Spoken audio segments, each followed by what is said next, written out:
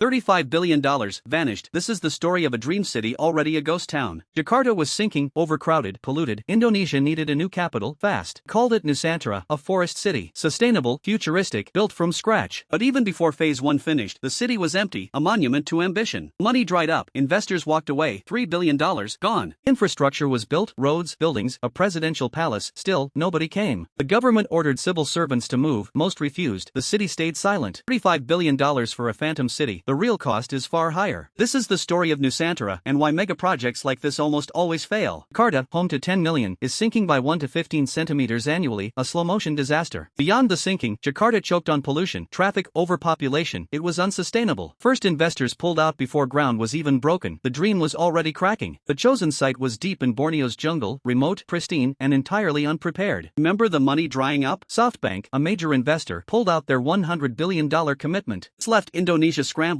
The initial $3 billion in private funds vanished overnight. That original funding gap is the key to everything, and we're about to uncover why. The government pressed on, billions from the state budget poured into a cleared jungle. What they didn't tell anyone was the true lack of foreign interest. It was almost zero. Empty concrete structures rose, a new palace, ministries, but for whom? Civil servants were encouraged to relocate. Many found reasons not to. Government promised amenities, schools, hospitals, entertainment. They were non-existent. Moving meant uprooting families, higher living costs, and no guarantee of a better life. So the city stayed empty, a multi-billion-dollar playground with no children to play. Environmental cost was immediate. Thousands of acres of rainforest cleared. Borneo's unique biodiversity, including orangutans, faced massive habitat loss. Nusantara isn't the first. History is littered with failed purpose-built capitals. Naypyidaw, Myanmar's capital, built for millions, still feels like a ghost town. These cities often lack soul, community, and organic growth. They feel artificial. Nusantara was supposed to be different, a symbol of Indonesia's future. Only 15% of the initial government targets were met for phase 1, a shocking underperformance. The financial burden on Indonesian taxpayers is immense, billions diverted from other needs. Healthcare, education, poverty reduction in Jakarta suffered, all for a dream. With presidential elections in 2024, the project's future hangs by a thread. New administration could simply abandon it, the cost written off. Even if the city is completed, who will populate it? The question remains. Local businesses refuse to open, there are no customers, no foot traffic. Transportation is sparse, public services are almost non-existent outside the core zone. Forest City promise feels hollow, a few trees cannot replace a rainforest. The project lacks clear direction. It's a ship without a rudder, adrift in the jungle. There's one detail nobody mentions. The entire capital was built on land cleared from protected rainforest. This area was a vital carbon sink. Its destruction impacts global climate efforts. The heavy monsoon rains now cause more erosion. Landslides are a growing threat. Local water systems are contaminated. The environmental costs keep piling up. Initial $35 billion budget is already underestimated. It could easily reach $45 billion.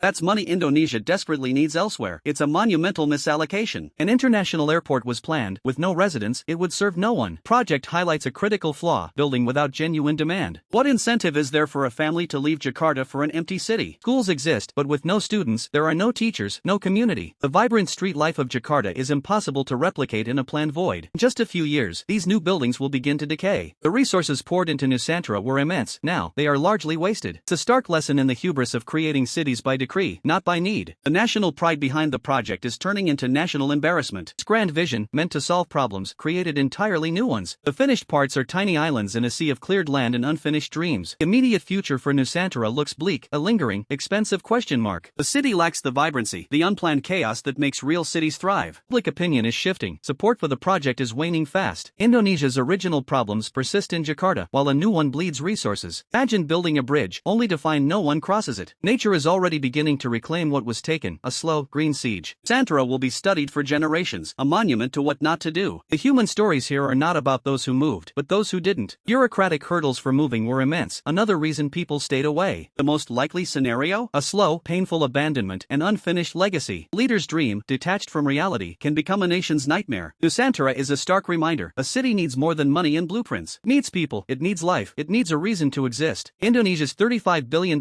capital city, already a ghost town.